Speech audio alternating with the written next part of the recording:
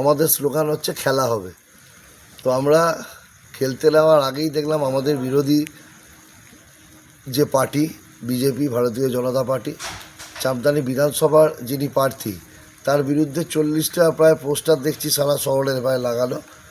সেখানে বিভিন্ন জায়গায় দেখছি ওদের বিক্ষোভ এটা স্বাভাবিক ব্যাপার, যে যাদের সারা বছর খুঁজে পাওয়া যায় না, শুধু ভোটের আগে আসে, নির্বাচনের আগে আসে, যে কথাটা আমরা বলছিলাম সেই কথাটাই কিন্তু বিজেপির অন্য গোষ্ঠী তারা বলছে।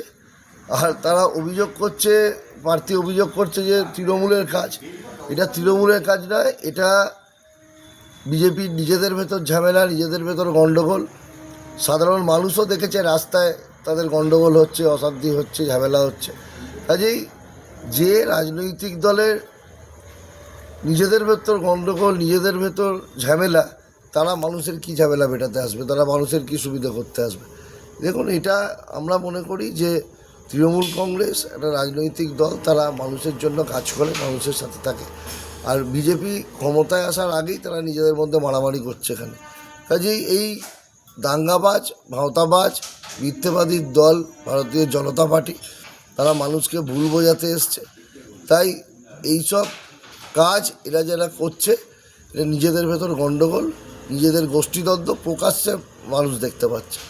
কাজে মানুষ এদের ওপর ভরসা রাখছে না, আগামী দিনেও রাখবে না।